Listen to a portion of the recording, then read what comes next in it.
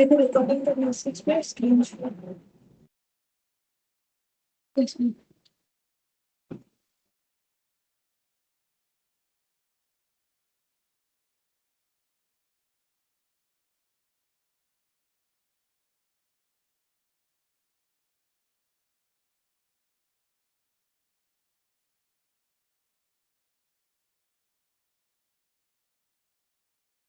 हम लोग question number 8 से करेंगे, ठीक है। और एक इलास्ट्रेशन 4 वो मैंने शायद बाकी रखा है, ठीक है। इसको एंड में करेंगे। और एक क्लास लगे होगी कि क्वेश्चन नंबर ऑफ क्वेश्चन ज्यादा है। लास्ट क्लास में हम लोगों ने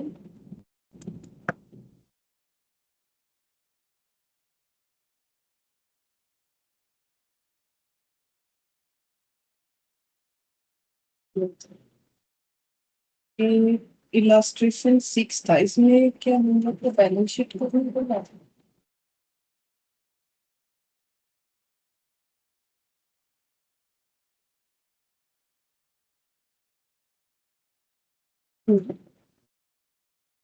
बैलेंस शीट नहीं बोला। यहाँ से स्टार्ट करते हैं। इसमें क्या बोला है? SMM limited has the following capital structure as on 31st March 2001। Particular situation 1 situation 2 दिया हुआ है। इक्विटी शेयर कैपिटल दिया हुआ है दोनों में 1200 ठीक है। रिजर्व दिया हुआ है general reserve, securities premium, profit and loss, infrastructure development reserve जो कि एक स्टैट्यूटरी रिजर्व है, मतलब लॉ के अकॉर्डिंग इसे बनाना ही पड़ेगा। सारी चीज सेम है, ठीक है। देखो सिचुएशन 1 सिचुएशन 2 में अभी तक जो भी पॉइंट हम लोगों ने पढ़ा सब सेम है, except loan fund. Loan fund इसमें 3200, इसमें 6000। The company has offered buyback price of 30 per equity share. You are required to calculate maximum permissible number of equity share that can be bought back in both situation and also required to pass necessary journal entries, ठीक है। तो वही जो हम लोगों ने सीखा था कि 3 test, resource test, share outstanding test और डेट इक्विटी रेशियो 2:1, उसके बेसिस पे ये हम लोग को सॉल्व करके करके देखो। ऑलरेडी हम लोगों ने ये सब किया हुआ। अभी हम लोग जो क्वेश्चन करेंगे वो हमें प्रैक्टिस के लिए सिर्फ, मेरे हिसाब से तो डेटा ही अलग दिख रहा है मुझे, ऐसा सेम क्वेश्चन हम लोग कर चुके हैं। Question number 8। सबसे पहले टेस्ट 1, उसको हम लोग बोलते हैं रिसोर्स टेस्ट। रिसोर्स टेस्ट में क्या देखना होता है? 25% of paid up share capital plus free reserve. Situation 1 situation निकालेंगे, कितना कितना होगा। तो 25% ये जगह कम।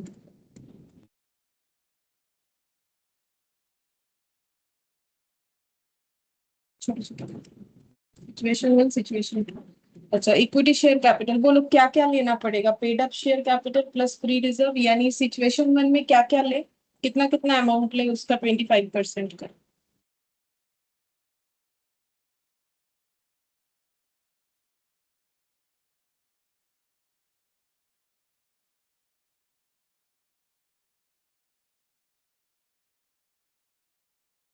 वन हंड्रेड बस वही। और नहीं, जनरल मुझे रिजर्व वो भी सिक्योरिटी आएगा। पीएम। रिजर्व में पीएम तीनों पहला तीनों आएगा। हाँ, 1080 400 200 1200।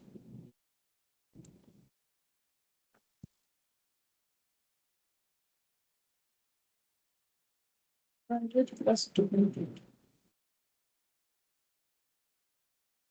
इंटू 25%, तो कितना हो जाएगा? 720। और इधर कितना लिखे? इधर भी सेम हो जाएगा। सेम।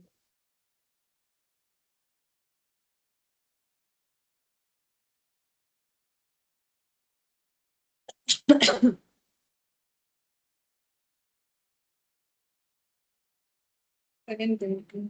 इसके बाद क्या करना होता है? ये तो स्टेप 1। स्टेप 2 में क्या करना होता है?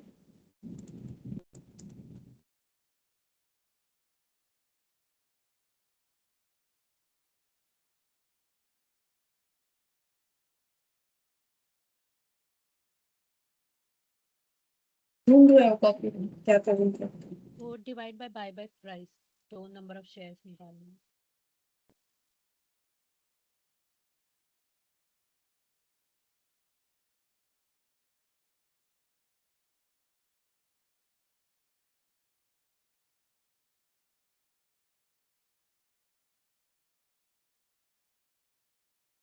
720 डिवाइडेड बाय कितना होगा by by price? 30।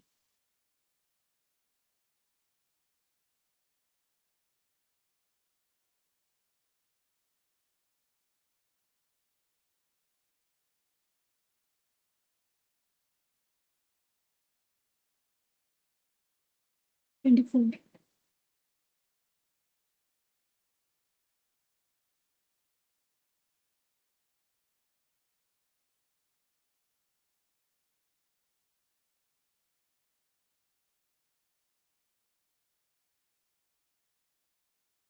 Paste two share outstanding test, जिसमें हमें करना पड़ता है 25% ऑफ। बोलो क्या करना पड़ता है?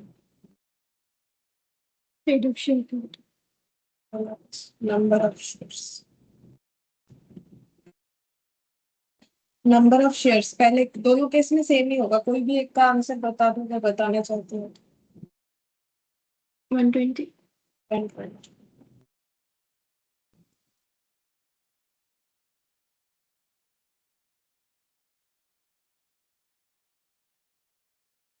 तो ये 1/4 होता है 30 करोड़।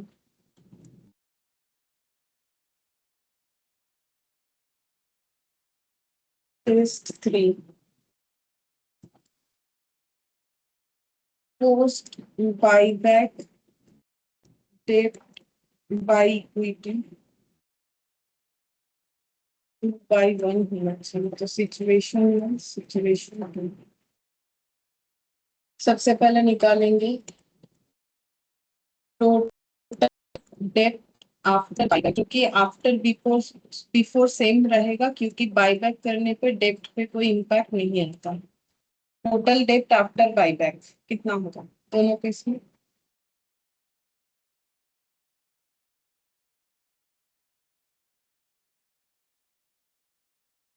नहीं बोल सकते।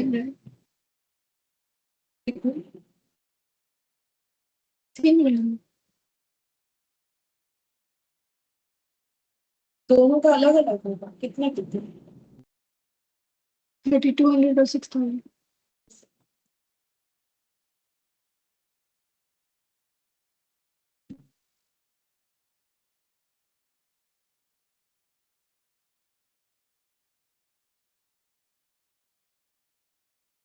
टोटल इक्विटी आफ्टर बाईबैक कितना होना चाहिए?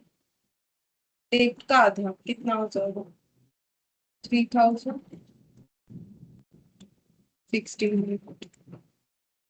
टोटल इक्विटी बिफोर बाईबैक कितना है बताओ? दोनों में सेम आएगा आंसर, बिकॉज यहाँ से यहाँ का डेटा पूरा सेम। तो एक बता दोगे तो दूसरा भी हो जाएगा।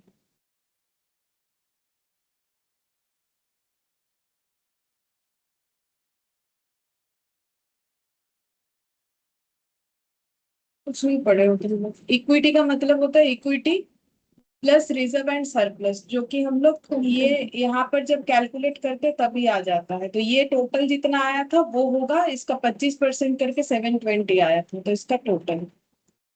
नहीं पढ़ोगे तो हम पूछ के क्या करें, हम डायरेक्ट कर देते हैं। क्या क्या बोलो? 2880। क्योंकि ये सेम चीज है, इसीलिए हम पूछ रहे हैं, क्योंकि ये तुम लोग का ही प्रैक्टिस होगा।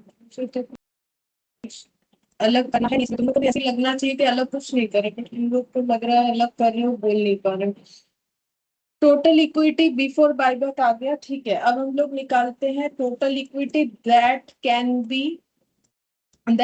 बी बॉट बैक, ठीक है। कितना हो सकता है कि मेरे पास बिफोर बायबैक इतना है, आफ्टर बायबैक मुझे 1600 रखना है, तो बायबैक करने के लिए कितना शेयर कैपिटल का यूज कर सकते हैं, ये दोनों का डिफरेंस जो कि आ जाएगा -1600, 1280, और यहाँ पर हो जाएगा, ये होगा ही नहीं बिकॉज मुझे आफ्टर बायबैक 3000 रखना है, जबकि बिफोर बायबैक ही मेरे पास कम है, 2880 है सर, ठीक है। फिर नेक्स्ट हम लोग लिखेंगे number of shares that can be buyback, number of shares that can be bought back, वही जो इसमें तो कुछ आंसर नहीं आएगा, इसमें कैलकुलेट करना पड़ेगा। फिर मैक्सिमम परमिसिबल निकलेगा, maximum permissible shares.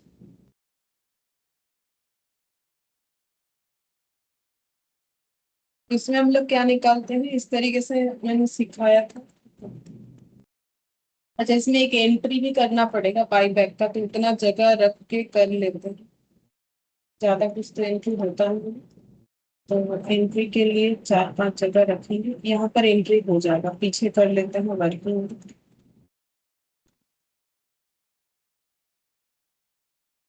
Working note number 1, share holders fund में क्या क्या इम्पैक्ट आता है जब कोई शेयर बायबैक होता है।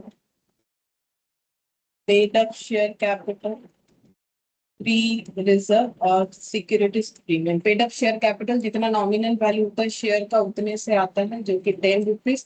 फ्री रिजर्व सीआरआर से, सीआरआर के ऊपर डिपेंड करता है, सीआरआर बनता है nominal value of shares to be buyback, और प्रीमियम से प्रीमियम राइट अप होता है, तो 10 का शेयर 30 में जो है बायबैक हो रहा है, तो इसका प्रीमियम वैल्यू हो जाता है 20, तो टोटल 40 रुपीज से इम्पैक्ट होगा एक शेयर बायबैक करने पे। तो फिर इसका ऐसे हो जाता है, 40 रुपीज का शेयर होल्डर फंड यूज कर सकते हैं जब एक शेयर बायबैक करते हैं, ठीक है। तो 1 रुपए का शेयर होल्डर फंड यूज करने का मतलब इतने सारे शेयर्स बायबैक करना, और हमारे पास अगर available share holders fund for utilising buyback 1280 है, तो 1280 करोड़ शेयर होल्डर्स फंड का यूज करके कितने सारे शेयर्स बायबैक हो सकते हैं, तो 1280 डिवाइडेड बाई 32 करोड़, 32 करोड़ हो गया। अब यहाँ पर लिख देंगे हम लोग number of shares that can be buyback, working note number 1 से 32 करोड़। अच्छा, अब maximum permissible shares to be buyback कितना हो जाएगा, लिस्ट ऑफ द अबव होता है, तो 20। सिचुएशन 2 तो आउट हो गया, क्योंकि सिचुएशन 2 में तो बायबैक कर ही नहीं सकते, इसमें 0 आ जाएगा, सबसे लिस्ट वही है। सिचुएशन 1 में 720 करोड़, 24 करोड़, 32 करोड़, तो सबसे कम वैल्यू होता है 24 करोड़, तीनों। अच्छा, अब इसका क्या जो है एंट्री पास करना है हम लोग को, तो एंट्री क्या हो जाएगा, equity share capital account debit, premium on buyback account debit to equity share holder. तो ये 10 रुपीज से होगा, पेमेंट जितना करना है 30, ये प्रीमियम 20, ठीक है। Number of shares buyback 24 crore, 24 crore, 24 crore, सारे जर्नल एंट्री करोड़ में अगर कर लेंगे तो ये हो जाएगा मेरा 240। अच्छा, ये 24 × 2, 480, और 24 × 30,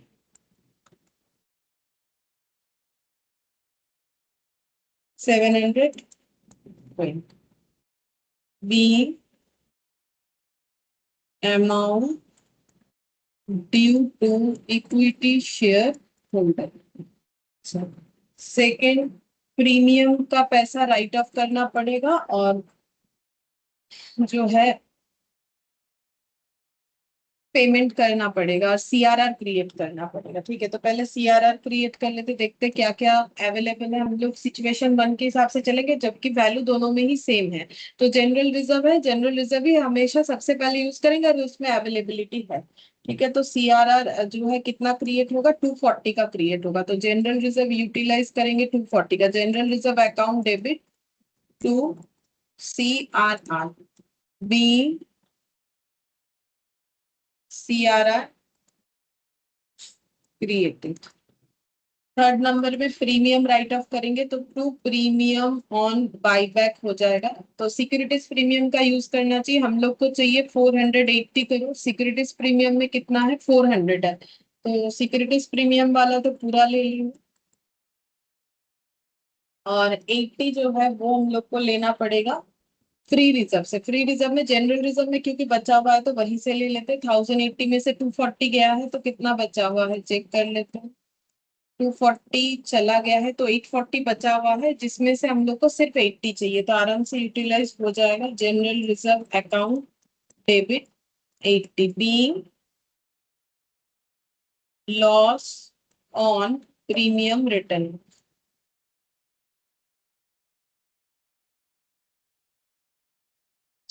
फिर फोर्थ नंबर एंट्री जो है वो हो जाएगा हम लोग का पेमेंट का, तो equity share holder account debit to bank 720 being amount did बस ये।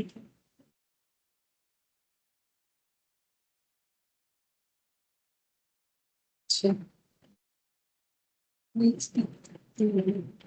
बोल रहा है कि KG limited furnishes the following balance sheet as a 31st March. Equity and liabilities, share holders fund, share capital, reserve surplus, non current liability, trade payable, other current liability, non current asset, property plant equipment, non current investment, inventories, trade receivable, cash and cash equivalent, share capital में authorised issued subscribe.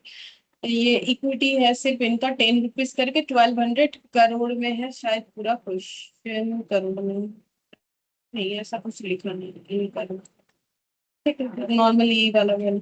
अच्छा, reserve surplus में securities premium है, general reserve, capital redemption reserve, पहले से इनका CRR है तो हो सकता है कि पहले इन्होंने कोई बाईबैक किया था, ठीक है, अब फिर से कर रहे हैं, मतलब पूरा लॉ मेंटेन करके ही करना पड़ेगा। पहले अगर बाईबैक किया है तो दूसरा बाईबैक करने में जो गैप रखना चाहिए जो मैंने लिखवाया है वो गैप मेंटेन करके किया होगा, या फिर प्रेफरेंस शेयर रिडीम किया होगा।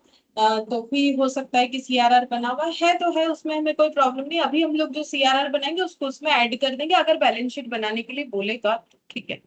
PL फिर टोटल दे दिया है, फिर लॉन्ग टर्म बोरिंग दे दिया, प्रॉपर्टी प्लांट इक्विपमेंट, इसमें land building plant machinery, net carrying value दे दिया है, ठीक है। फिर यहाँ पर हमें करने क्या बोला है, जर्नल एंट्रीज पास करने बोला है, बैलेंस शीट भी बनाने के लिए बोला है after bonus issue of shares. अच्छा, बोनस इशू भी इसमें होगा इस क्वेश्चन में, ठीक है। On 1st April 2001, the company announced the buyback of 25% of its equity share at the rate of 15 per share। तो यहाँ पर हमें वो टेस्ट करने का जरूरत नहीं, हमें बोल दिया है क्वेश्चन की 25% शेयर्स बायबैक करना है तो हम लोग उतना ही बायबैक कर देंगे, हम लोग को और फाइंड आउट करने का जरूरत नहीं पड़ेगा। अगर क्वेश्चन में बोल दिया है तो क्वेश्चन फॉलो करने से ही हो जाता है। 15 जो है बाईबैक प्राइस रखा हुआ है, ठीक है, 10 रुपीज का इनका नॉमिनल वैल्यू था, वो अगर 15 में बाईबैक हो रहा है तो 5 रुपीज का प्रीमियम हो जाता है। For this purpose it sold all it's investment for 75 lakh. अच्छा, तो इसका मतलब ये सारा डेटा इन लाख में होगा। तो इन्वेस्टमेंट जो है सोल्ड आउट हो गया 75 लाख। कहाँ है इन्वेस्टमेंट, पूरा इन्वेस्टमेंट बेच दिया गया है, ये रहा 74 लाख का इन्वेस्टमेंट 75 लाख में बेच दिया है, तो 1 लाख का प्रॉफिट हुआ है। अच्छा, 5th April, the company achieved the target of buyback. On 30th April, the company issued one fully paid up equity share of 10 by way of bonus for every 4 equity shares held by the equity shareholder।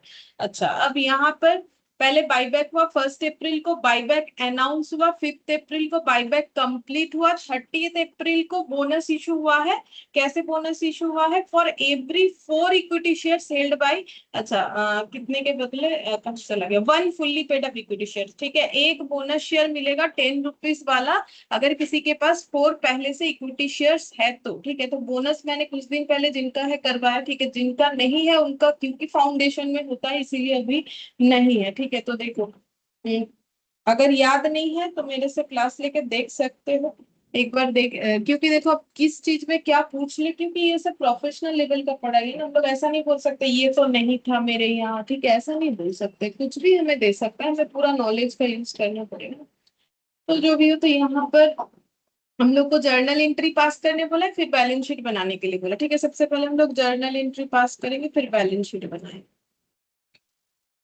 Journal entry यहाँ पर in the books of KG limited.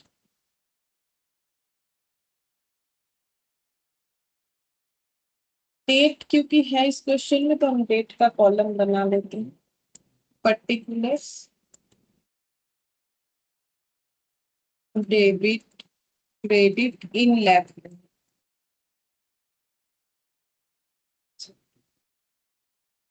इन्होंने buyback announce किया, उसके लिए investment को भी बेच दिया। तो इन्वेस्टमेंट कब बेचा होगा? 1 अप्रैल को ही बेचा होगा, क्योंकि इन्वेस्टमेंट बेचने का अलग कोई डेट नहीं है। तो इसी डेट पे दो चीज बताया है कि बाईबैक का अनाउंसमेंट और जो है इन्वेस्टमेंट सोल्ड आउट करना। तो फिर हम लोग 1 अप्रैल का ही डेट में कर लेंगे। इन्वेस्टमेंट बेचने से पैसा आएगा, बैंक अकाउंट डेबिट हो। टू इन्वेस्टमेंट, क्योंकि अभी देखा हम लोगों ने प्रॉफिट हुआ है तो कोई पीएल कर देंगे। To PL being investment sold out. तो कितने में सेल हुआ? फॉर 75 लाख। तो सोल्ड आउट करके 75 लाख आया। इन्वेस्टमेंट था 74 का, ये रहा, ठीक है। ऑल इन्वेस्टमेंट सोल्ड आउट है, तो ये 74 और यहाँ प्रॉफिट में आ जाएगा 1 लाख। अच्छा, इसके बाद जो है बाईबैक अनाउंस होगा, तो बाईबैक कंप्लीट हो रहा है 5 अप्रैल को, ठीक है। बाईबैक कंप्लीट हो रहा है, तो अनाउंसमेंट तो कोई ट्रांजैक्शन नहीं होता है। तो बाईबैक का एंट्री किस दिन करना पड़ेगा? 5 अप्रैल को। अनाउंसमेंट करने का मतलब कंपनी बस डिक्लेयर करती है कि हम लोग बाईबैक कर रहे हैं, ठीक है। लेकिन बाईबैक करने पे जो भी ट्रांजेक्शन होगा उसके बेसिस पे एंट्री होता है, तो एंट्री 5 अप्रैल को हमें देना पड़ेगा इसका। 5 अप्रैल 20x1। सबसे पहले हम लोग ड्यू करेंगे अपना equity share capital account debit, premium on buyback debit, क्योंकि प्रीमियम में हो रहा है, premium on buyback account debit to equity share holder, to equity share holder, ठीक है। तो इक्विटी शेयर तो 10 रुपीज वाला है। प्रीमियम कितना हो जाएगा? क्योंकि एक एक शेयर 15 रुपीज से बाईबैक हुआ है, 15 रुपीज से बाईबैक हुआ है, तो प्रीमियम जो है पर शेयर पे 5 rupees, total 15 into number of shares करना पड़ेगा। Number of shares to be buyback कितना है बोला है? 25% शेयर्स बाईबैक होगा, तो कितना हो जाएगा बता सकते हैं? 25% मतलब कितना हो जाएगा?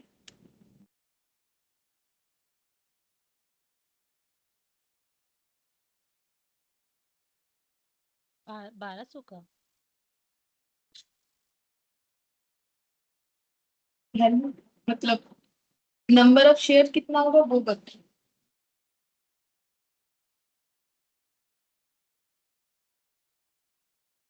120।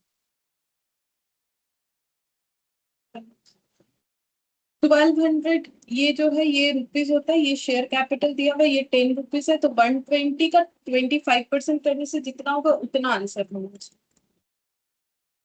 Number of shares to be 120 into 25% 30। Into 300। 300 हो गया शेयर कैपिटल। अच्छा, अब ये 30 हो जाएगा, यहाँ पर हो जाएगा 150, और यहाँ पर 30 करने से ये हो जाएगा 450। So being amount due to equity share, फिर CRR बनेगा। CRR बनेगा, जनरल रिजर्व 265 है, प्रीमियम जो है 150।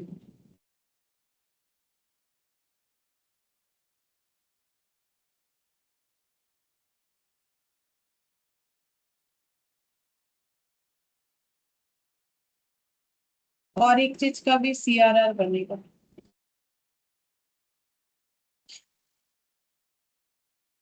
बोनस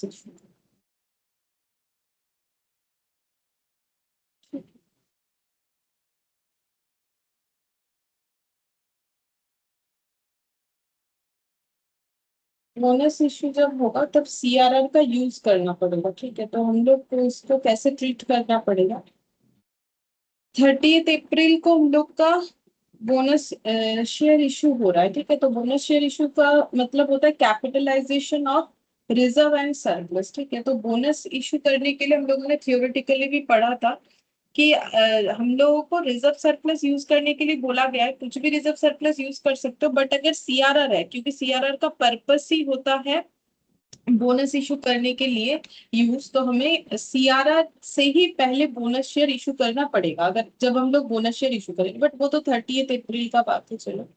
अच्छा, अब इसमें 5 अप्रैल में हम लोग का यहाँ पर और क्या करना पड़ेगा, यहाँ पर पेमेंट होगा शेयर होल्डर का पहले ही, और प्रीमियम जो है वो राइट ऑफ होगा, ठीक है। हम लोग पहले पेमेंट कर लेते हैं। Equity share holder account debit to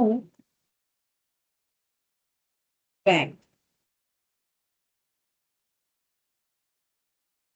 be amount paid, और सीआरआर बनाएंगे, और एक है कि हम लोग को प्रीमियम राइट ऑफ करना है, प्रीमियम भी राइट ऑफ कर लेते। प्रीमियम है हम लोग का 150, मुझे चाहिए सिक्योरिटीज प्रीमियम से प्रीमियम राइट ऑफ करना, और अगर कुछ और जरूरत पड़े तो उतना। अच्छा, 175 है, और यहाँ अवेलेबिलिटी है 175 का अवेलेबिलिटी है, यहाँ पर प्रीमियम है 150, ठीक है। तो 175 से 150 ले सकते हैं।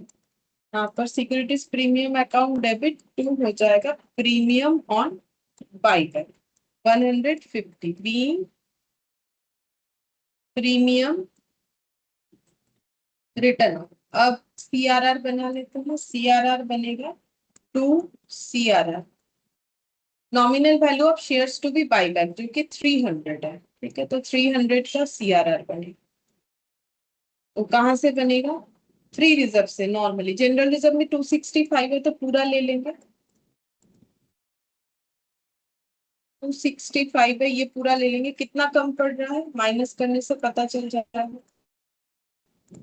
35 का कम हो रहा है। यहाँ नेक्स्ट देखते हैं जनरल रिजर्व के बाद 170, तो पीएल से 170 में से हमें 35 हम लोग ले सकते हैं। बीइंग सीआरआर क्रिएट, अच्छा ये हो गया। अब हम लोग को 30 अप्रैल में बोनस का कैलकुलेशन करना, ठीक है। तो बोनस इशू करने से एंट्री होता है reserve and surplus debit to bonus to share holder, ठीक है, to bonus to share holder. अच्छा, B C B bonus due, ठीक है। फिर bonus to share holder to equity share capital, ठीक है। तो नॉर्मली वही नेट एंट्री होता है, reserve surplus to equity share capital जो होता है वही। अब ये दो स्टेप में एंट्री कर दिया मैंने, यहाँ पर लिखेंगे being bonus share ma'am second issue. Last entry का डेबिट आइटम अभी नहीं लिखे है क्या? नहीं लिखा, क्योंकि फाइंड आउट किया नहीं है ना कि क्या सीआरआर से ही पूरा बन जाएगा या और कुछ लेना पड़ेगा, इसलिए नहीं अच्छा लिखा, अच्छा। पता नहीं किसी को पता। कैलकुलेशन होगा तब। Number of bonus shares to be issued, बोलो कितने सारे बोनस शेयर इशू होंगे। यहाँ रेशियो बोला था 4, अगर किसी के पास ओल्ड शेयर है तो एक बोनस शेयर मिल जाएगा, ठीक है। तो ओल्ड अगर 4 है नंबर ऑफ शेयर्स, तो न्यू एक बोनस शेयर मिलेगा, न्यू बोनस शेयर एक मिलेगा। तो बोलो कितने सारे बोनस शेयर इशू होंगे, 4 के लिए, एक के लिए 1/4, तो कितना शेयर है ओल्ड, उसके हिसाब से कितना हो जाएगा।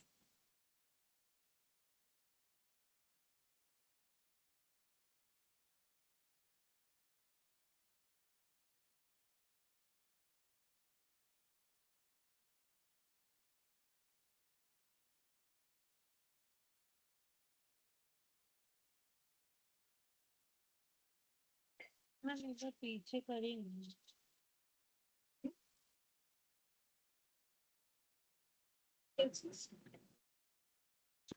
वो स्लाइड शो करिए।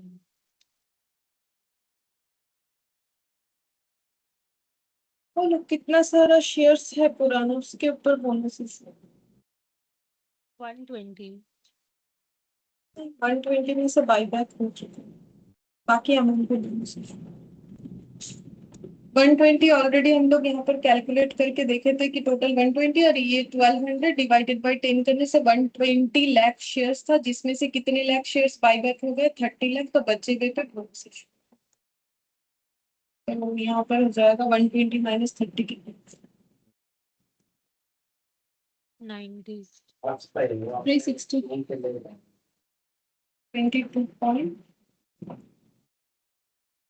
22.5 लाख। ठीक है, ये सब लाख में है तो लाख हो जाएगा। अच्छा, तो 22.5 ये जो है ये नंबर ऑफ शेयर्स आया है, ठीक है, क्योंकि ये 4 भी नंबर है, ये 1 भी नंबर है, ये सब नंबर है, तो वैल्यू ऑफ बोनस ऐसे ही सिखाया था मैंने, कुछ दिन पहले का ही बात है, 4 दिन पहले का बात है। तो वैल्यू ऑफ बोनस इंटू 10 करने से आ जाएगा 225।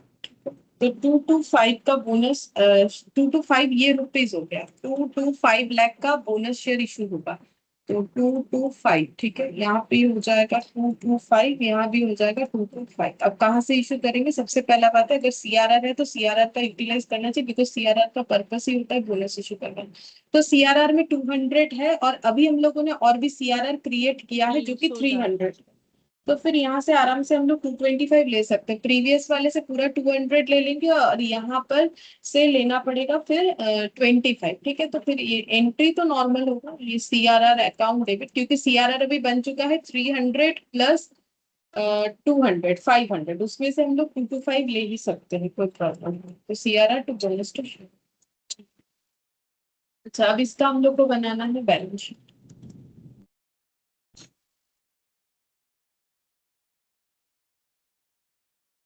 Bonus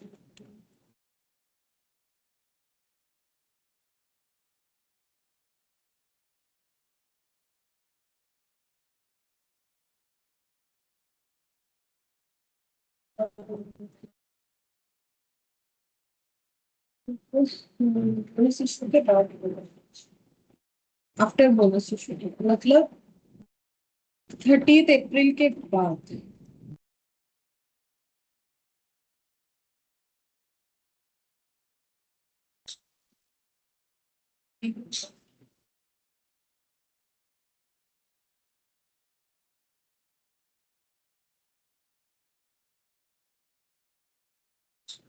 equity and liabilities,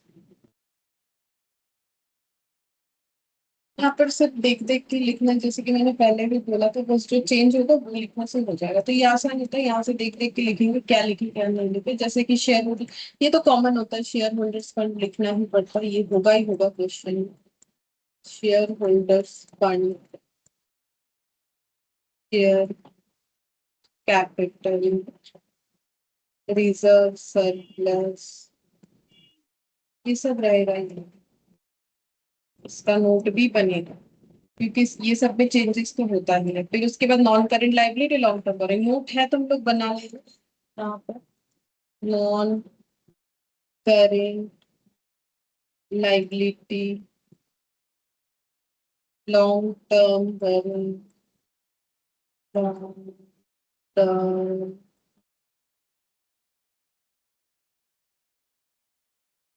current liability, current liability, trade payable, other current liability, ये दोनों एज इट इज लिख देंगे, कोई नोट है नहीं, और हमें इसमें कोई चेंजेस हुआ नहीं कि बनाना पड़ेगा।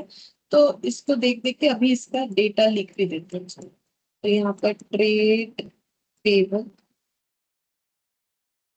और other current liability 745, 195, other current liability amount मतलब 745, 195, ये यहाँ पर क्लोज हो जाएगा लाइबिलिटी से। जिसके बाद एसेट साइड पर, एसेट्स में non current asset, non current assets,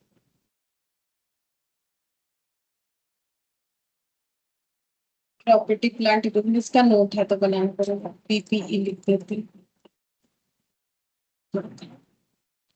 non current investment ये नहीं बनाएंगे क्योंकि ये सेल हो गया, ये तो पूरा ही खत्म हो गया, ये तो है नहीं, तो इसको नहीं बनाएंगे। चलो तो साइड में जाएगा।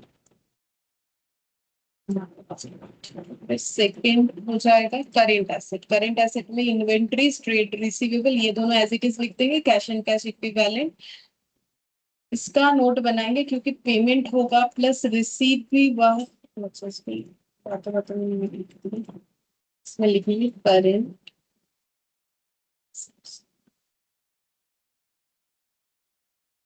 Inventories,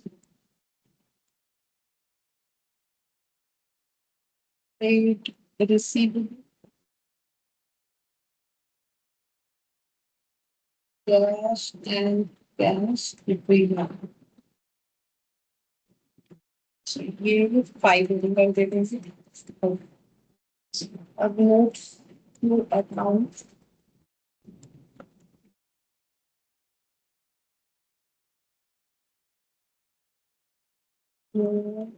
number 1, share capital. अच्छा, शेयर कैपिटल हम लोग जैसा इन्होंने लिखा ना वैसा ही हमें लिखना होता है। ये अगर नहीं भी लिखा हुआ होगा तो ऑथराइज, सब्सक्राइब, ये सब लिखना पड़ेगा। Authorised, issued, subscribe and paid up. Paid up, equity, share capital. अच्छा, अब eight the rate of 10 each, but number of shares कितना होगा वो निकालना पड़ेगा। Eight the rate of 10 each वो तो लिख देंगे, 10 रुपए का नॉमिनल वैल्यू शेयर्स का, बट नंबर ऑफ शेयर्स आप बताओ कितना होगा। मतलब after buyback and bonus issue दोनों मिला।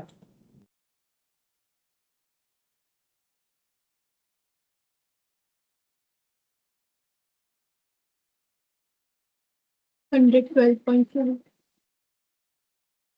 12.5, हाँ ठीक है।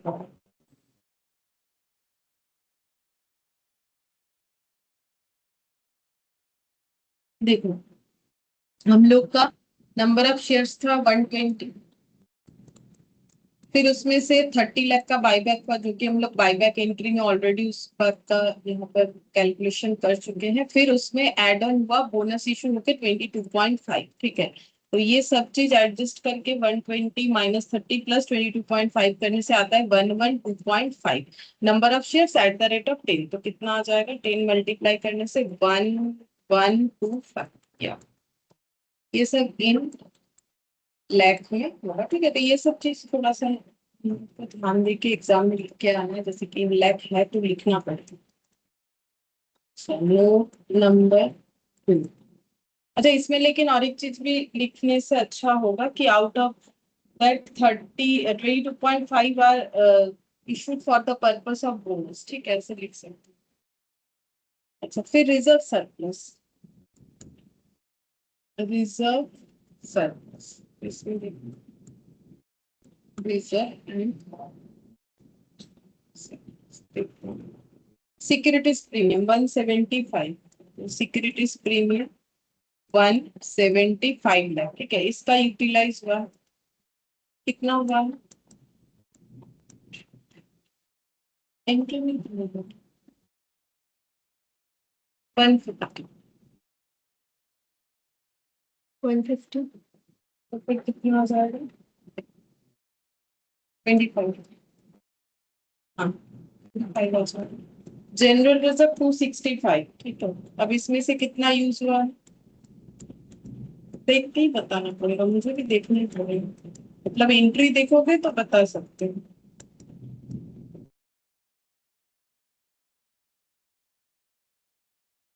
265 ही यूज हो गया, तो ये हो गया 0।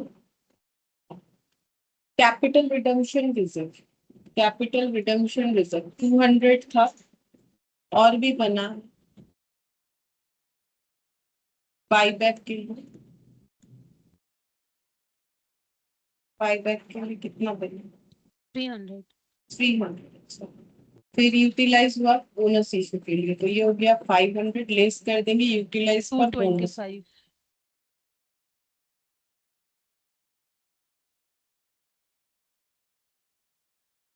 225, तो फिर ये बच जाएगा 270। 275. 275। पीएल 170, इसमें ऐड भी होगा लेस भी होगा। ऐड हो जाएगा जो profit on sale of investment था 1 lakh, profit on sale of investment 1 lakh, और लेस हो जाएगा शायद, 35. हाँ सीआरआर के लिए शायद यूटिलाइज और plus two create CRR. So 35 plus -34 और 170 कितना हो जाएगा? 4 है तो ये 6, 136, 136। और तो कुछ है नहीं, ये सबका टोटल करके 25, 75 और 136, 436, 436 हो गया। Note number 2। नोट नंबर 3, इसमें तो कुछ ज्यादा करना नहीं है। नोट नंबर 3 में वो था तो हम लोगों ने बना लिया, लॉन्ग टर्म बोरिंग। ये देखो ये जैसा है वैसा लिख देना, क्योंकि इसमें कोई चेंजेस है नहीं। लॉन्ग टर्म बोरिंग बोलते 12% डिवेंचर, ये बस कॉपी पेस्ट करने से ही हो जाएगा 750। अच्छा, एसेट साइड हो गई, सॉरी लाइबिलिटी साइड हो गया। 436, 1125 लिख लेते हैं। 1125, 436 और अभी 750, इसका टोटल 3251, 3251, ठीक है। 3251। अब एसेट्स में पीपीई, ये तो देख देख के लिखना है फिर से। नोट नंबर 4, पीपीई, ये भी कॉपी पेस्ट करना है। Land and building 1800, land and building 1800, plant and machinery 226, total करके net carrying value 2026।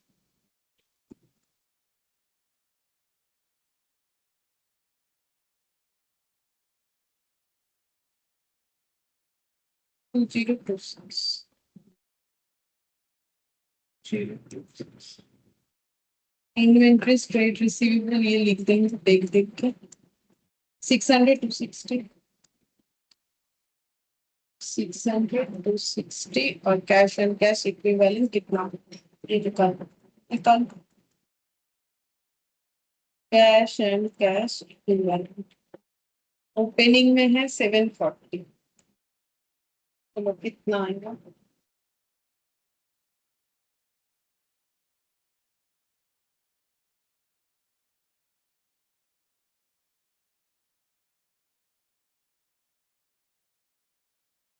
Cell of investment 75 lakh था, paid to equity share holder कितना हो जाएगा?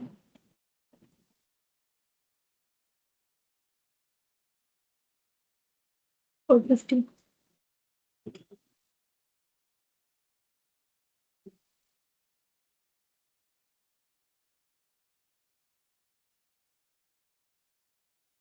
740 प्लस 75 माइनस 365, 365, so 365 2026, 365 2026। अच्छा मैं तो लिख दिया।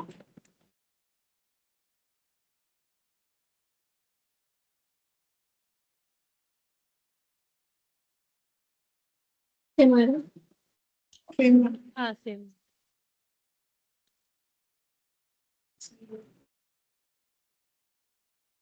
3 to 5.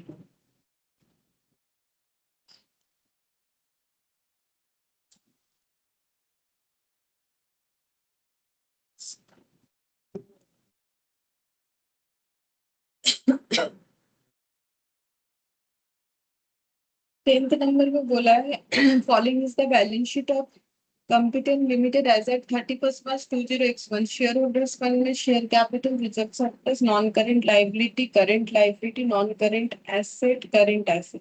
Share capital authorized issue to 10 करके, ठीक है. फिर reserve surplus में securities premium, profit and loss, revenue reserve total, long term borrowing है, unsecured loan है, डिवेंचर है, ठीक है. पीपी है, इसमें land, building, plant, machinery, furniture, net carrying value दिया हुआ है. क्या बोला है? The company wants to buy back 25,000 equity share of ten each on 1st April 2001 at 20 per share. Buyback of shares is duly authorized by its article and necessary resolution has been passed by the company towards this.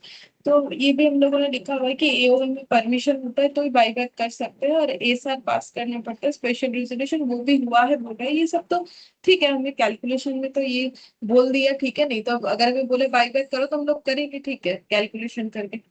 तो 25,000 shares बोल दिया है तो हमें खुद से calculate करने का जरूरत नहीं है. The payment for buyback of shares will be made by the company out of the sufficient bank balance available shown as part of current asset. तो करेंट एसेट के अंदर यहाँ जो एक ही पॉइंट है अदर करेंट एसेट, इसके अंदर जितना भी वैल्यू है ये 30 लाख दिख रहा है, इसी के अंदर बोल रहा है कि कैश भी इंक्लूडेड है. वैसे हमें पता है कि करेंट एसेट के अंदर ही कैश एंड कैश इक्विवेलेंट आता है जिसमें कैश दिखता है, बट यहाँ पर अलग से हेड नहीं किया कैश एंड कैश इक्विवेलेंट, बोल रहा है अदर करेंट एसेट के अंदर ही कैश एंड कैश इक्विवेलेंट में कैश अमाउंट, मतलब ये इसी में कैश भी है, कैश के अलावा भी कुछ और हो सकता है, बाकी बोल रहा है कि इसके अंदर ही कैश इंक्लूडेड है.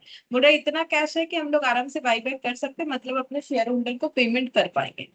फिर बोल रहे comment with your calculation whether buyback of shares by companies within provision of the companies act 2013. बोल रहा है कि हमें कैलकुलेशन करना है, कमेंट करना है कि बायबैक जितने सारे शेयर्स हो रहे हैं कंपनी के थ्रू से 25,000, क्या वो कंपनी के प्रोविजंस के हिसाब से सही है कि नहीं है. मतलब वो 3 टेस्ट होता है ना, उसी से हमें बताना है कि 3 टेस्ट करके हमें देखना पड़ेगा कि कंपनी का minimum number of shares buyback कितना आ रहा है. तो आंसर अगर 25,000 या उससे कम हुआ तो कंपनी का जो मतलब सोच है वो ठीक है भाई, बाईबैक वो कर सकते हैं, क्योंकि जो 3 टेस्ट होता है उसमें जो नंबर ऑफ शेयर्स लिस्ट आता है वो हमें लेना पड़ता है. वो लिस्ट वाला वैल्यू अगर कंपनी बोल रही है कि हम 25,000 शेयर्स बाईबैक करेंगे तो वो वैल्यू 25,000 या उससे कम होना चाहिए, उससे ज्यादा होने से नहीं होगा. बोल रहे if yes pass necessary journal entries towards buyback of shares and prepare the balance sheet. बोल रहा है कि अगर कंपनी का ये 25,000 का कैलकुलेशन सही निकल रहा है तो अब उसके बेसिस पे एंट्री निकालो और उसके बाद जो है बैलेंस शीट करो. मतलब इस क्वेश्चन में पहले हमें टेस्ट करना पड़ेगा, टेस्ट करके ये चेक करना पड़ेगा 25,000 इनका करेक्ट है कि नहीं है. अगर है फिर हम लोग जर्नल एंट्री पास करेंगे और बैलेंस शीट बनाएंगे. इसका मतलब जरूर 25,000 इनका करेक्ट ही होगा, क्यों नहीं तो ये क्वेश्चन हमें देगा क्यों, क्योंकि अगर ना हो गया तो ना तो हमें जर्नल एंट्री बनाना पड़ेगा ना तो बैलेंस शीट बनाना पड़ेगा, तो क्वेश्चन तो बहुत ही छोटा सा हो जाएगा. ठीक है, वैसे हो सकता है अगर क्वेश्चन ऐसा सेट करे कि हाँ भाई हम लोग ऐसा ही क्वेश्चन देंगे जिसमें हमें ये नहीं करवाना है स्टूडेंट से, वो भी हो सकता है, बट नॉर्मल बात है कि आंसर जो है 25,000 या उससे, मतलब या तो 25,000 जो वैल्यू आएगा, जो मैक्सिमम वैल्यू है परमिसिबल उससे कम होगा या उतना ही होगा. ठीक है, तो हम लोग 3 टेस्ट से पहले यहाँ पर चेक करेंगे कि 25,000 करेक्ट है या नहीं है. ठीक है, तो सबसे पहले जो है test 1, resource test. Resource test में हमें क्या करना पड़ता है, सबसे पहले हम लोग निकालते हैं स्टेप 1 में या स्टेज 1 जो भी बोलो, 25% of paid up share capital plus reserve and surplus. Paid up share capital plus reserve and surplus में फ्री रिजर्व. ठीक है, मतलब प्लस फ्री रिजर्व. अच्छा, तो इस क्वेश्चन में कितना आ जाएगा, क्या हम लोग बोलना चाहोगे कितना होगा? पेड अप शेयर कैपिटल कितना होगा जो भी बताना है यहाँ से बताना. बोलो कितना कितना अमाउंट ले. 12,50,000.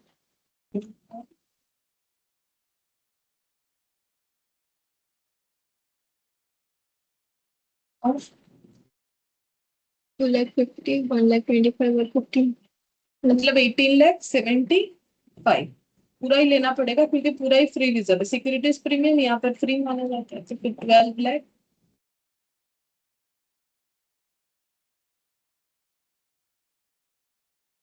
50,000 plus 18,75,000।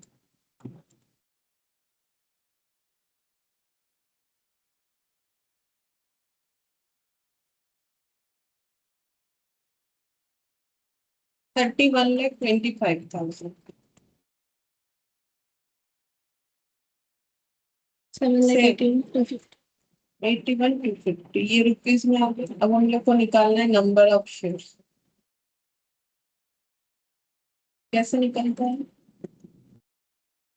Divided by buyback price.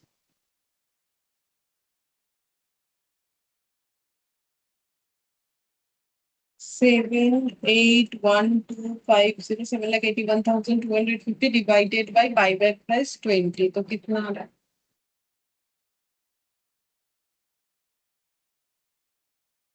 39,662.5. 0.5 तो इग्नोर करना पड़ेगा क्योंकि फ्रैक्शन में शेयर हो नहीं सकता है, ठीक है। फिर भी एक बार लिखा हुआ रहने देते हैं, जबकि ये इग्नोर करना पड़ेगा, 0.5 लेके हम लोग क्वेश्चन कर नहीं सकते।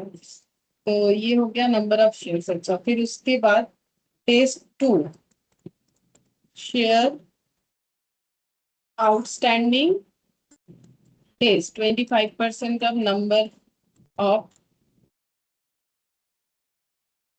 Shares outstanding.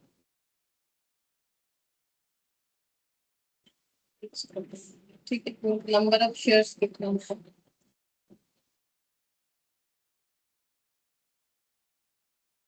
1,25,000. 1,25,000, ये सही है। 1,25,000 डिवाइडेड बाई 10 करना पड़ेगा। 1,25,000, ठीक है। तो कितना आ जाए?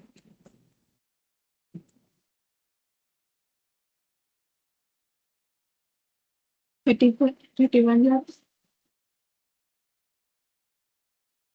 31,250।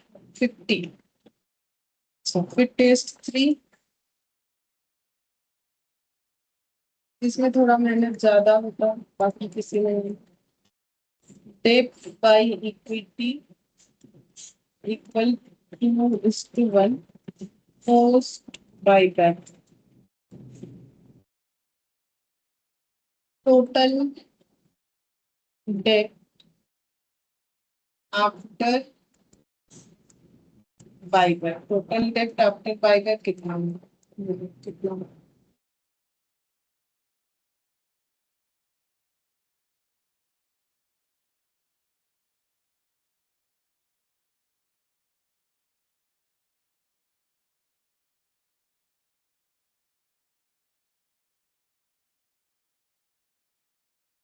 $28.75.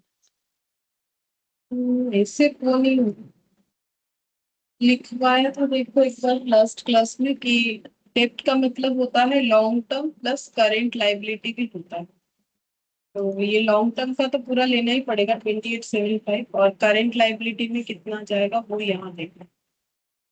16,50,000 तो सब मिला के होगा।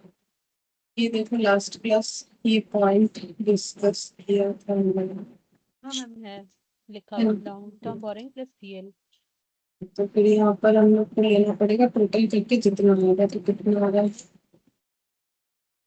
16,50,000 करेंट लायबिलिटी। ये पेज खुला था तो मैंने पहले ये वाला डेटा ले लिया, और इधर से 28,75,000 total.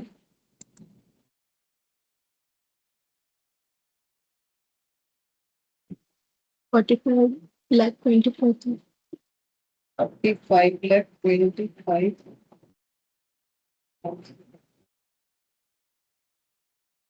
Total equity after buyback कितना होना चाहिए? इसका आधा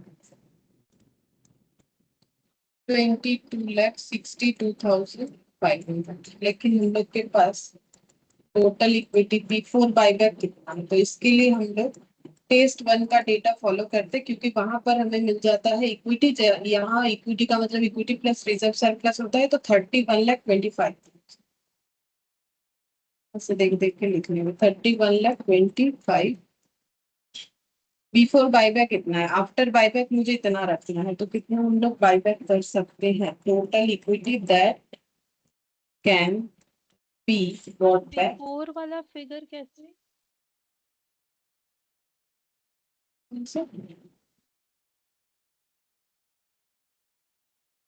ये बिफोर वाला फिगर कैसे? 31,25,000, वो जो हम लोग इसका नंबर ऑफ आधा है शेयर्स निकाले हैं। ये वाला फिगर। हाँ, ये थर्ड तो पॉइंट। तो ये तो इक्विटी प्लस रिजर्व सरप्लस करके जो आता है वो स्टेप 1 में कैलकुलेट होता है, वही देख के लिखते हैं, नहीं तो फिर अच्छा। से क्वेश्चन देख के लिखते हैं। ये किया हुआ था तो यहाँ से देख दो 22,62,500 कितना होगा difference? 8,62,500। 8,62,500 number of shares that can be by 30 से डिवाइड करेंगे। ये क्या होता है? इसमें तो हमें निकालना पड़ता है, शेयर होल्डर्स फंड में क्या निकाल 28,750।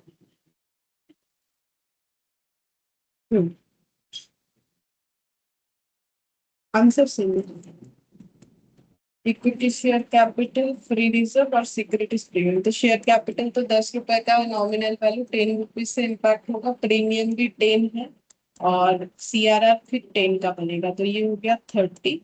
तो 30 रुपीज का शेयर होल्डर्स फंड यूटिलाइज होता है for number of share buyback 1 के लिए 1/30, और टोटल हम लोग यूटिलाइज कर सकते 8,62,500।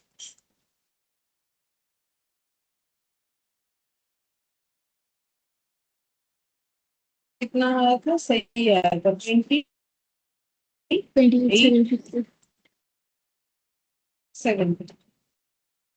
28,750, ठीक है। तो अब मिनिमम जो है नंबर ऑफ शेयर्स कौन सा है, मिनिमम मिनिमम क्या होना चाहिए, minimum number of shares that can be bought back. Test 1 से आंसर आया, अच्छा वो पीछे है, टेस्ट 1 से आंसर आया था हम लोग का 39 समथिंग, फिर 31, और यही सबसे कम आया है 28,750, ठीक है। अब कंपनी बोल रही है कि हम 25,000 बाई बैक करेंगे, तो कंपनी कर सकती है या नहीं कर सकती? कर सकती है। 25,000 का बाई बैक आराम से कर सकते, क्योंकि उसके पास परमिशन तो हो जा रहा है लॉ के हिसाब से 28,750, ठीक है। तो मैक्सिमम इतना कर सकते हैं, सॉरी ये मिनिमम लिखते हैं, ये गलत लिखते हैं, मैक्सिमम, इससे ज्यादा नहीं कर सकते, मैक्सिमम इतना सारा शेयर्स बाय बैक कर सकते हैं, ठीक है। तो फिर कंपनी अगर 25,000 से शेयर बाय बैक करना चाहती है तो वो कर सकती है, तो हम लोग उसके हिसाब से एंट्री और उसके बाद बैलेंस शीट बना लेंगे, ठीक है। अच्छा, in the books of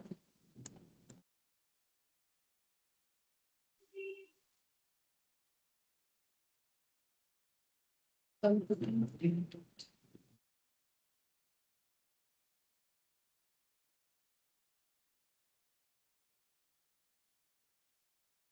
equity share capital account debit, premium on buyback account debit to equity share holder. अच्छा, कितना सारा शेयर्स बायबैक कर सकते हैं, जितना कंपनी ने डिसाइड किया है वो कंपनी कर सकती है, कोई प्रॉब्लम नहीं है, क्योंकि वो लॉ को मान के ही डेटा उनका कैलकुलेट है। तो नॉमिनल वैल्यू 10, प्रीमियम जो है ये देखो 10, ठीक है। तो इसका मतलब बायबैक प्राइस कितना है 20, तो ये 10 मल्टीप्लाई करने से 25,000, ठीक है। और ये भी उतना ही हो जाएगा 2,50,000, और ये हो जाएगा 25 इंटू 5 लाख, मतलब 50 हो रहा है, तो 5 लाख हो जाएगा। Be amount being to equity share, फिर प्रीमियम को राइट ऑफ कर देते हैं। प्रीमियम के लिए क्या हमारे पास सिक्योरिटीज प्रीमियम 2,50,000 है। प्रीमियम कितना है? 2,50,000 ही है, तो पूरा का पूरा सिक्योरिटीज प्रीमियम यूज हो जाए। Securities premium account debit to premium on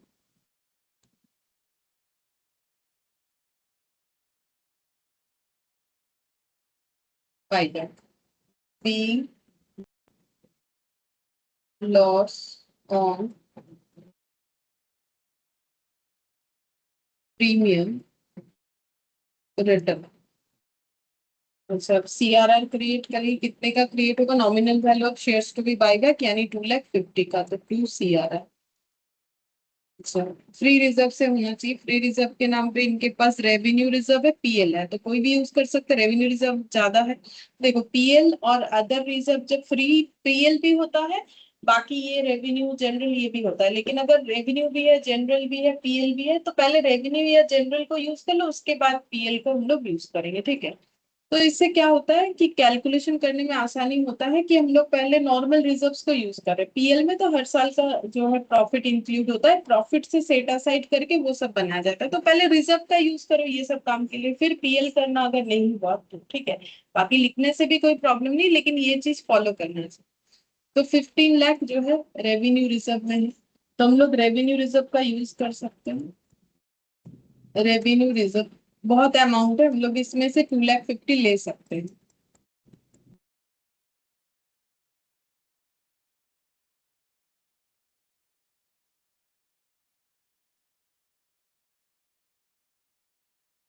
तीन सीआरआर। अब पेमेंट कर दें। Equity share holder account debit to bank. Equity share holder account debit to bank being amount paid to equity share holder. अच्छा, कितना देना पड़ेगा? 5 लाख। एक बार देख लो कि 5 लाख ही लगेगा। हाँ, 5 हो गया। बस एंट्री तो बस इतना सा ही होगा। अब हम लोग को बना के देना है बैलेंस शीट।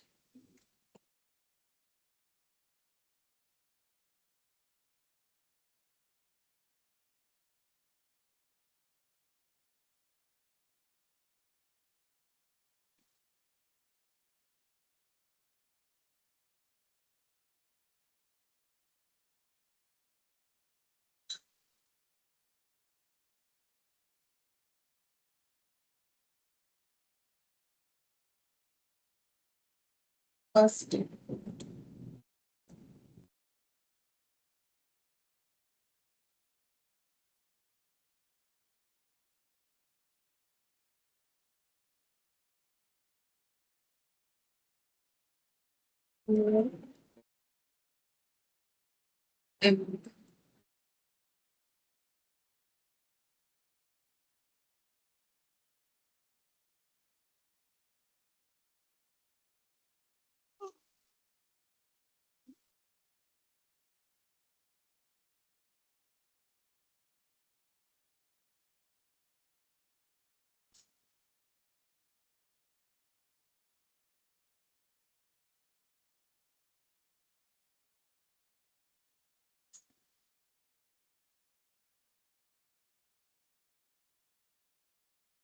ये पॉइंट होगा, इस पे नोट भी होना चाहिए। बाकी अब देखते हैं इसमें क्या दिया। नॉन करेंट लाइबिलिटी में लॉन्ग टर्म बोरिंग नोट बनेगा, ठीक है। नॉन करेंट लाइबिलिटी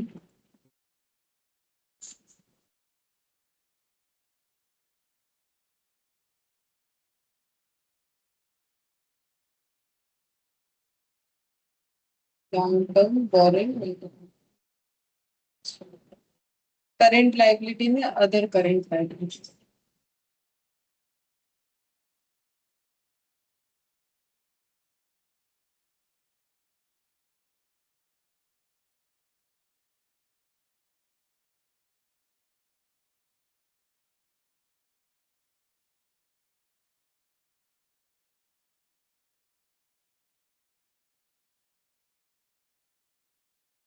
16,50,000 ये लिख देते क्योंकि इसमें तो कोई चेंजेस नहीं था, तो यही वाला अमाउंट रहेगा। और इसके बाद और कुछ है नहीं, तो लाइबिलिटी साइड यहाँ पर क्लोज करते हैं। अब एसेट्स,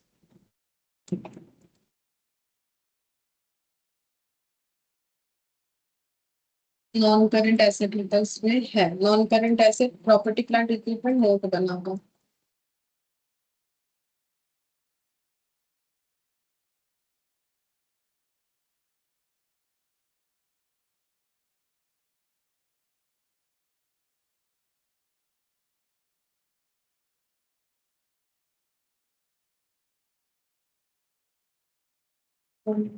तो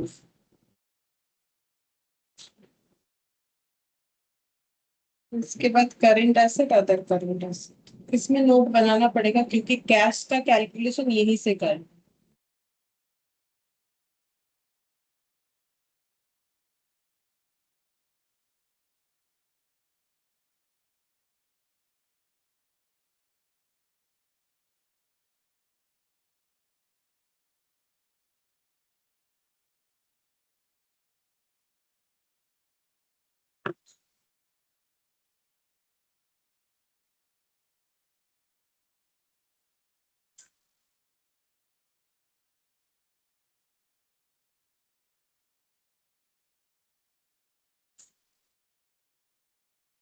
इसमें जैसे लिखा है वैसे ही लिख लेंगे। Authorise issued and subscribe capital,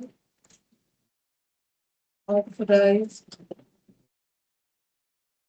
issued subscribe and paid share capital. ठीक है, कितना लिखेंगे? अभी कितना हो जाएगा वैल्यू? 12,50,000 पहले था, अभी कितना हो जाएगा?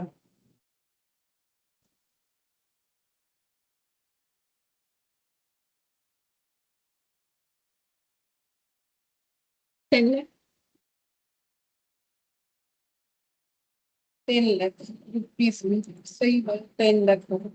क्योंकि यहाँ पर था 1,25,000 नंबर ऑफ शेयर्स बायबैक हुआ है। अगर हम लोग एंट्री में जाए तो हम लोग को दिखेगा नहीं, 25,000 शेयर्स बायबैक हुआ है, तो 25,000 इसमें से लेस कर देंगे 1,25,000 में से, तो 1 लाख शेयर्स रहेगा, नंबर ऑफ शेयर्स इंटू 10, तो फिर 10 लाख हो जाएगा।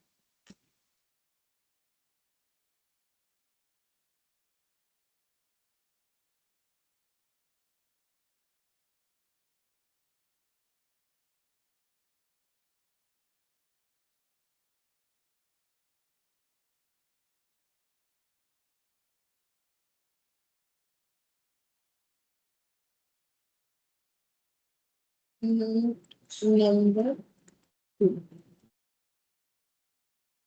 Reserve and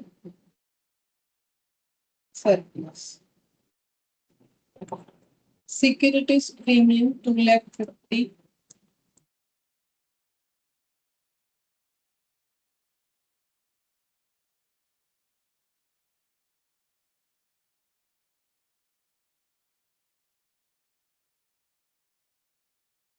utilized for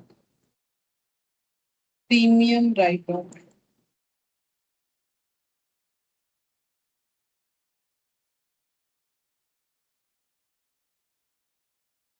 Okay, so buyback. देखो कितना यूटिलाइज किया है, 2,50,000 पूरा ही यूटिलाइज हो गया, तो ये वाला जीरो हो जाएगा, ये जीरो हो गया। So, फिर सिक्योरिटीज प्रीमियम के बाद है प्रॉफिट एंड लॉस अकाउंट 1,25,000, तो ये एज इट इज रहेगा क्योंकि इसमें तो कुछ ऐड भी नहीं हो रहा है, लेस भी नहीं हो रहा है।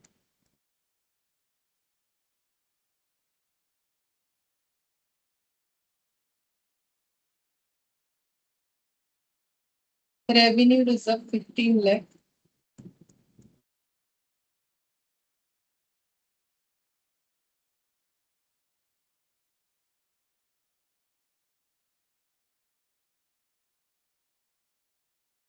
यूटिलाइज्ड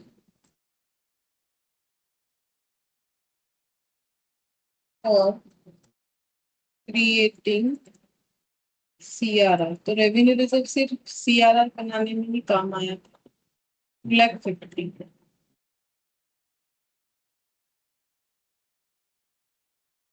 16 लाख माइनस 2,50,000, 13,50,000,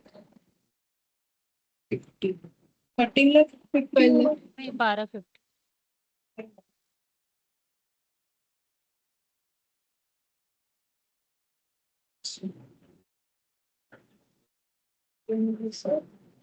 CRR लिख रहे हैं, सी 2,50,000, ये जितना यूटिलाइज हुआ पर क्रिएटिंग CRR उतने का ही CRR बना होगा, तो वहीं से लिख दिया। अब इसका ऐड करने से 16,25,000, 16,25,000।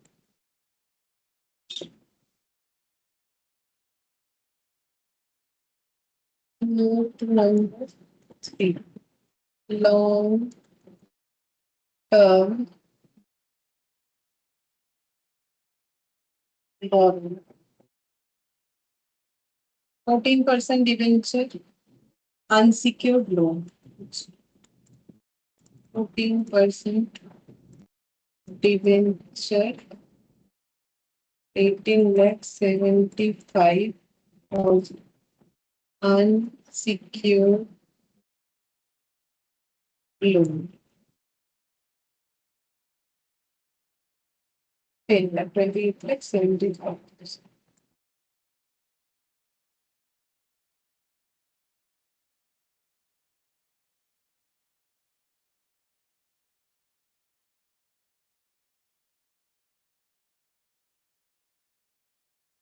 फिर करंट लायबिलिटी, अच्छा अब नॉन करंट एसेट में ये PP, ये तो देख देख के करेंगे।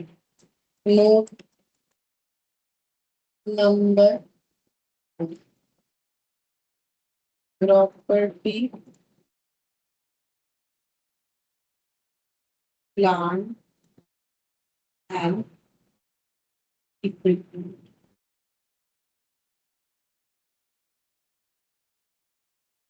Land and building 19,30,000,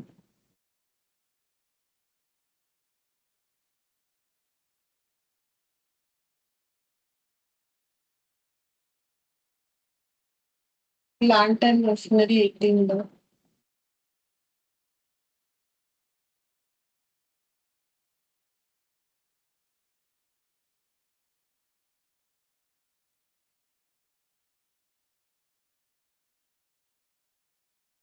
furniture and fittings 9,20,000,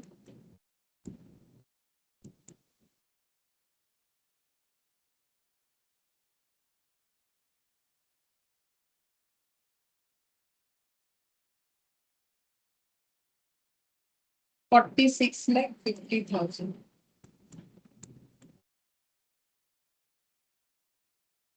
net carry value,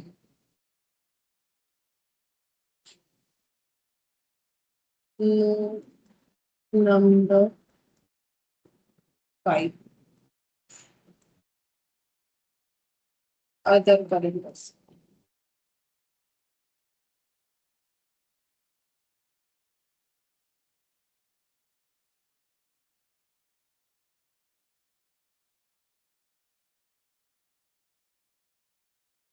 30 lakh. अच्छा, इसी में कैश एंड कैश इक्विवेलेंट है, ये मान के हमें चलने के लिए बोला है, तो फिर इसमें एडजस्टमेंट क्या होगा और कितना?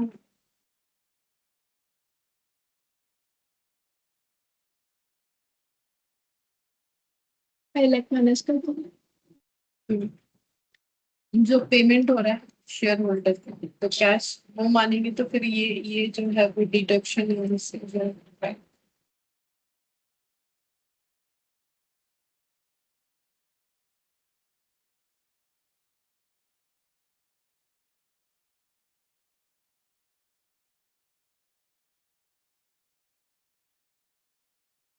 25 में।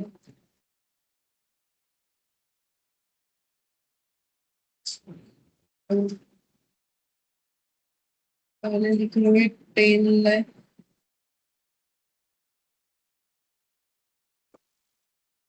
रिजर्व सरप्लस में लिखेंगे 16,25,000, मतलब 26,25,000, 26,25,000 प्लस 28,75,000।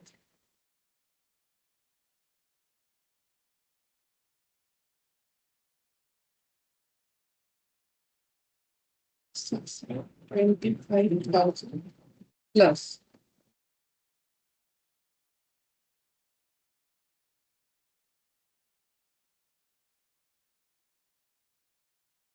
71,50,000, 71,50,000। मेरा भी उतना ही चेक कर लेते ना, ठीक है। फिर एसेट साइड में पीपी में लिखेंगे 46,50,000, और बस अदर करेंट एसेट है 46,50,000 और 25 लाख।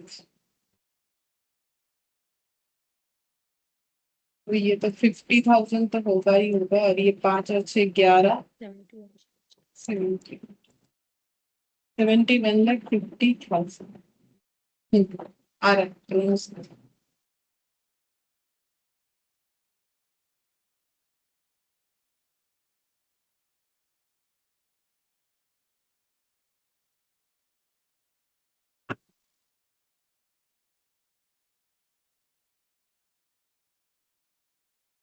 ये वाला देखते हैं। Derive the following information from balance sheet of Z Limited as on 31st March 20x1. Share capital, equity share, 10 each paid up, 10% redeemable preference share, 10 each fully paid up. Reserve surplus में CRR, securities premium, general reserve, profit and loss, secured loan, current liability, fixed asset, investment, cash at bank, other current asset. तो balance sheet की तरह पूरा नहीं दिया है, information की तरह दे दिया है, ठीक है। फिर बोल रहा है 1 April 20x1 the company redeemed all it's preference share eight A premium of 10% and bought back 10% of its equity share eight 20 पर शेयर। अच्छा, पहले जो है रिडम्पशन होगा प्रेफरेंस शेयर का, फिर उसके बाद बाईबैक होगा। अच्छा, रिडम्पशन प्रीमियम में होगा। अच्छा, फिर उसके बाद बोल रहा है कि 10% जो बाईबैक होगा वो 20 पर शेयर करके बाईबैक प्राइस रखा। In order to make cash available the company sold all investment for 5,000 lakh. अच्छा, कंपनी ने बाईबैक के लिए सारे इन्वेस्टमेंट को 5,000 लाख में बेच दिया, ठीक है। अच्छा, फिर बोल रहा है you are required to pass journal entries for the above and prepare the company's balance sheet immediately after buyback of equity share and redemption of preference share, ठीक है। तो पहले एंट्री कर लेते हैं। देखो यहाँ पर 1 अप्रैल को प्रेफरेंस शेयर रिडीम होगा, और अच्छा एंड बाईबैक। अच्छा, दोनों चीजें साथ साथ हो रहा है, दोनों दोनों पर्पस के लिए तो पैसे का जरूरत है, तो इन्होंने इन्वेस्टमेंट बेच दिया है, ठीक है। तो सबसे पहले हम लोग इन्वेस्टमेंट बेचने का ही एंट्री कर देंगे। तो in the books of Z limited,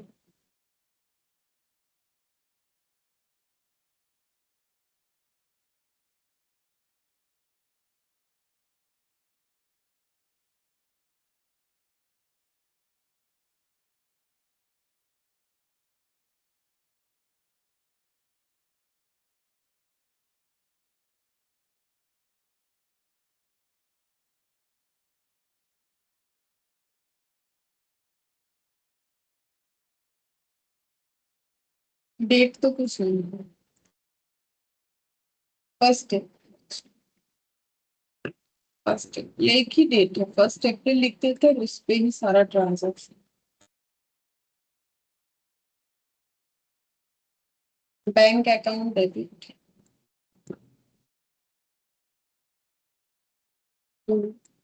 investment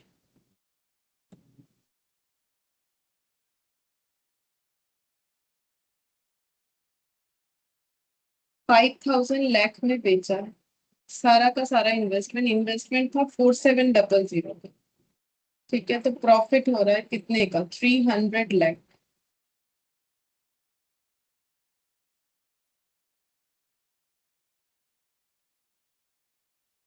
being investment sold out.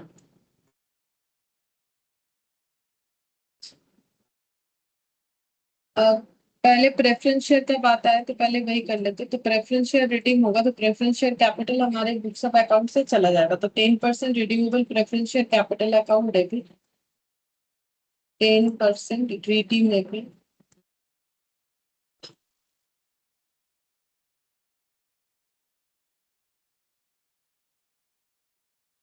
5,000। अच्छा, कैसे रिडीम होगा बोला था, 10% प्रीमियम में रिडीम होगा। ये देखो 10% प्रीमियम, तो प्रीमियम ऑन रिडेम्पशन लॉस होता है। Premium on redemption account debit.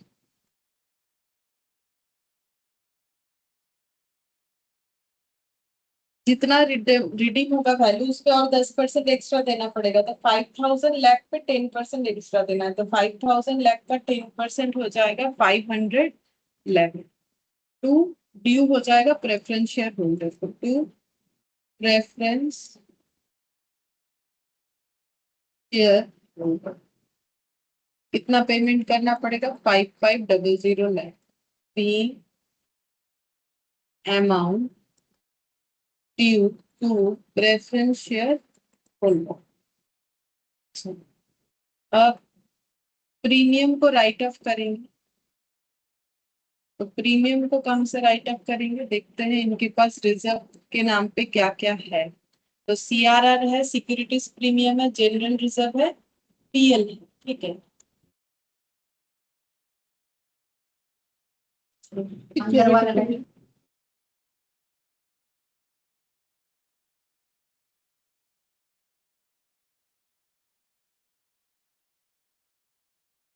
क्या यूज करना चाहिए, प्रीमियम को राइट ऑफ करने के लिए सिक्योरिटी प्रीमियम, सिक्योरिटीज प्रीमियम 1,600 है इसमें। अच्छा, बाईबैक जब करेंगे तो फिर सिक्योरिटीज प्रीमियम में कितना रहे, कितना ये होगा प्रीमियम।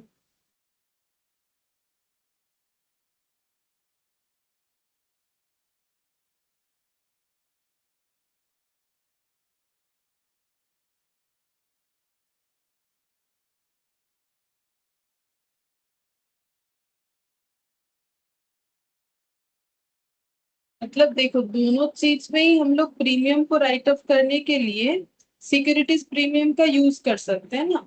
तो सिक्योरिटीज प्रीमियम में है तो सिर्फ 1,600। तो ये प्रेफरेंस शेयर के केस में हमें कितना प्रीमियम राइट ऑफ करना है, 500। ठीक है, और जो बाईबैक होगा उसमें कितना राइट ऑफ करना पड़ेगा। तो बाईबैक कितना होगा, 10% इक्विटी शेयर 20। तो 10% मतलब कितना हो जाएगा, ये यहाँ पर ये 16,000 डिवाइडेड बाई 10 करने से नंबर ऑफ शेयर्स बायबैक पता चलेगा, 1,600 लाख। ठीक है, अच्छा 1,600 लाख शेयर्स और 20 रुपीज बायबैक प्राइस है, तो प्रीमियम 10 हो जाएगा। तो फिर यहाँ पर हमें प्रीमियम जो है ये हो जाएगा 16,000 लाख, ये 1,600। फिर से एक बार कर लेते हैं, 16,000 डिवाइडेड बाय 10 करने से 1,600। ठीक है, number of shares 1,600 number of shares. इसका कितना शेयर्स बाईबैक होगा, अच्छा इसका 10% बाईबैक होगा, वो भी तो बोला है। 10% पूरे शेयर्स का 10% बाईबैक होगा। तो पूरे शेयर्स का 10% मतलब 160 लाख शेयर्स बाईबैक होगा। 160 लाख शेयर्स का 10 रुपए का प्रीमियम, यानी 1,600 लाख का प्रीमियम, 1,600 लाख का प्रीमियम। और हमारे पास देखो सिक्योरिटीज प्रीमियम में सिर्फ और सिर्फ 1,600 है। तो अगर हम लोग अभी यूज करते हैं तो तब नहीं कर पाए। हाँ देखो, ये बाईबैक के लिए अगर यूज करेंगे तो फिर हम लोग किसी भी एक जगह पे यूज कर सकते हैं। मेरा बात समझ में आ रहा है, मतलब हम ये कह रहे हैं क्योंकि हमने तो डेट कुछ अलग अलग बोला नहीं है, हम लोग को बोला है कि जब हम लोग प्रेफरेंस शेयर रिडीम कर रहे हैं एंड तब बाईबैक भी कर रहे हैं। ठीक है, तो अब देखो बाईबैक में प्रीमियम का लॉस 1,600 हो रहा है। ठीक है, और प्रेफरेंस शेयर में प्रीमियम का लॉस हो रहा है 500, मतलब टोटल प्रीमियम लॉस हो रहा है 1600 प्लस 500, कितना होता है? 2100। 2100, बट अवेलेबल तो सिक्योरिटीज प्रीमियम में सिर्फ 1600 ही है, तो बाकी हमें फ्री रिजर्व से लेना पड़ेगा। तो किसी भी एक तरीके से हम लोग कर सकते हैं, मतलब अगर हम लोग सिक्योरिटीज प्रीमियम ये प्रेफरेंस शेयर रिडीम के वक्त ले लेंगे तो फिर वहां पर हमें पीएल का यूज करना पड़ेगा, मतलब पीएल हो या जनरल रिजर्व हो, किसी का भी यूज कर सकते हैं, ठीक है, दोनों में से। तो जैसा चाहे कर सकते हैं, वैसा कोई प्रॉब्लम नहीं है। मतलब अगर ये वाला लोगे, यहाँ पर प्रीमियम ले लोगे सिक्योरिटीज प्रीमियम, तो वहां 500 चला जाएगा, बाकी अमाउंट बचेगा। कैसे भी करो आंसर, मतलब बैलेंस शीट में कोई इम्पैक्ट नहीं आएगा, बैलेंस शीट सेम ही रहेगा। क्यों पता है? क्योंकि ये देखो, अगर मेरा यहाँ से ये जो 1600 है, यहाँ से तो हम 1600 से ज्यादा यूटिलाइज कर भी नहीं सकते हैं, तो बाकी जो 500 का है वो या तो यहाँ से जाएगा, ये तो या तो फिर यहाँ से जाएगा, जहां से जाए जाए, ठीक है। हमारा टोटल में तो कोई इम्पैक्ट नहीं आएगा, जैसे ये 0 हो जाएगा, सीआरआर में और कुछ जुड़ जाएगा अमाउंट, ठीक है। ये 12,000 में से जितना जाना है, अगर यहाँ से 500 माइनस होगा तो बाकी बचेगा, ये अगर यहाँ से 500 माइनस करोगे तो बाकी बचेगा, जैसा करना चाहो कर सकते, ठीक है। तो बाईबैक का क्योंकि 1600 हो रहा है, तो डायरेक्टली वहां से भी हम लोग जो है ऐसा सोच सकते हैं कि ये पूरा 1600 वहां ले लेते, ठीक है। इसमें हम लोग जो है पीएल कर देते, वो भी चलेगा। तो चलो वैसा ही कर लेते हैं। यहाँ पर हम लोग का हो गया प्रेफरेंस शेयर होल्डर 5500 हम लोगों ने ड्यू कर दिया। अब हम लोग जो है प्रीमियम को राइट ऑफ कर देते हैं, तो यहाँ पर पीएल ले लेते हैं, profit and loss account debit. देखो, लेने को सिक्योरिटीज प्रीमियम भी ले सकते हैं, जनरल रिजर्व भी ले सकते हो, पीएल भी ले सकते हो, ठीक है। क्योंकि बाईबैक में 1600 ही आ रहा है, तो हम वो उसको पूरा बाईबैक में ही दे देंगे, इसको और आधा अधूरा नहीं करेंगे। तो profit and loss account debit 500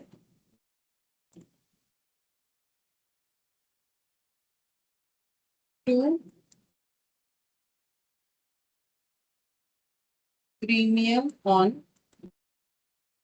sorry buyback में premium on redemption of preference, redemption of preference being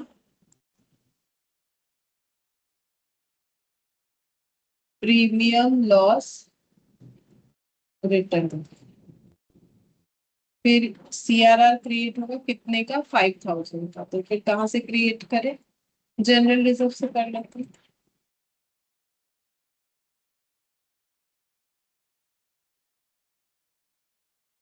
किसी भी फ्री रिजर्व से कर सकते हो, बचे हुए पीएल से 100 रुपए लेके भी किया जा सकता है।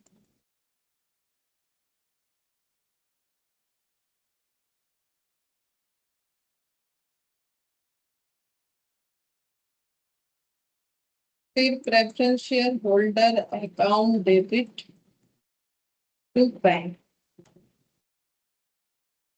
कितना पेमेंट होगा? 5500 be amount paid.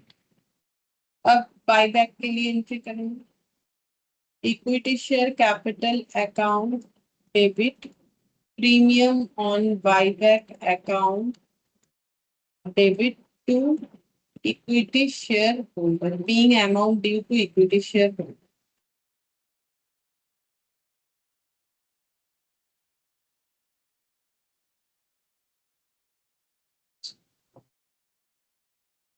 Equity share capital है 1600, इसका 10% बाईबैक होगा at the rate of 10 nominal value है, तो ये 1600 हो जाएगा। प्रीमियम ऑन बाईबैक कितना होगा? नंबर ऑफ शेयर्स, ये 20 है बाईबैक प्राइस, तो प्रीमियम ऑन जो है बाईबैक वो 10 हो जाएगा, ये भी 1600 हो जाएगा। इक्विटी शेयर होल्डर को कितना देना है? एक एक शेयर पे 20 रुपीज देना है, मतलब इसका डबल हो जाएगा 3200, ठीक है।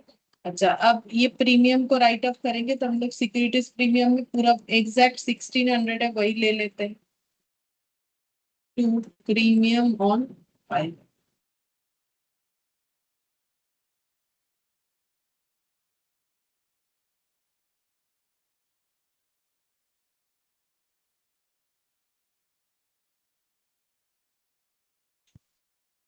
और सीआरआर क्रिएट 3200 है ना, 36 लग रहा है। to equity shareholder. 32 होगा। 32। अब ये सिक्योरिटीज प्रीमियम अब सीआरआर क्रिएट करेंगे तो सीआरआर कितना क्रिएट होगा 1600 का। तो सीआर 1600 कहाँ से क्रिएट करें, जनरल रिजर्व से कर सकते हैं। जनरल रिजर्व से पहले लिया गया है 5000 है कितना, बहुत अमाउंट है। 12,000 में से आराम से दे सकते हैं, 7,000 पड़ा हुआ है।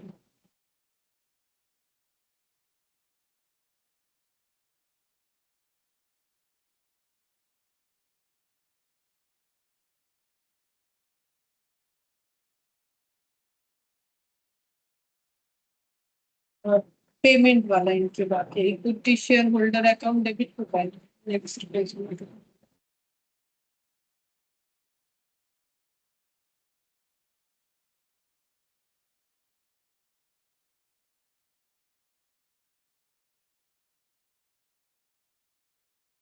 Three two double zero.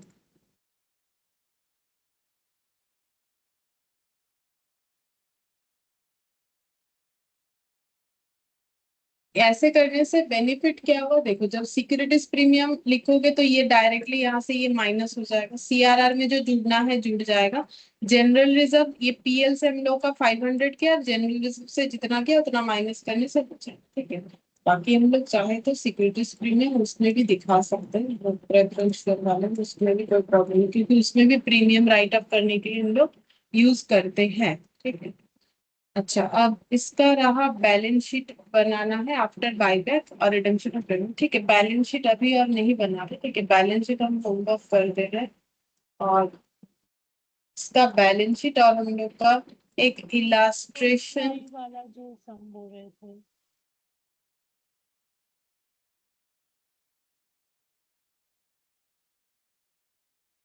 Illustration और एक बार नहीं एक सम कुछ कल करवा रहे थे ना कि एक्स वाई लेके कुछ करने का टेक्निक था, तो बोले वो ये सम नहीं, देखते जैसे हैं। करके डेब्ट इक्विटी रेशियो निकाल के उसमें एक्स मान के करेंगे, वो एक मेथड है, हाँ वो भी बताती हूँ। Illustration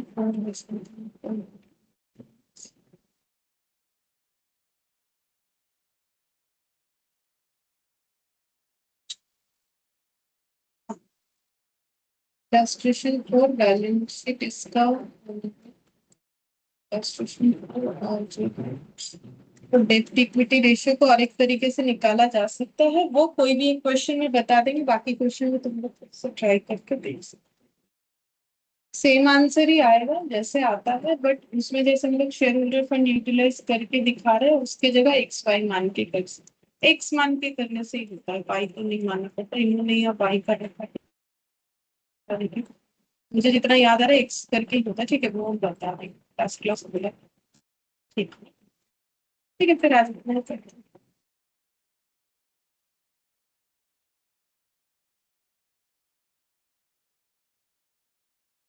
okay ma'am bye.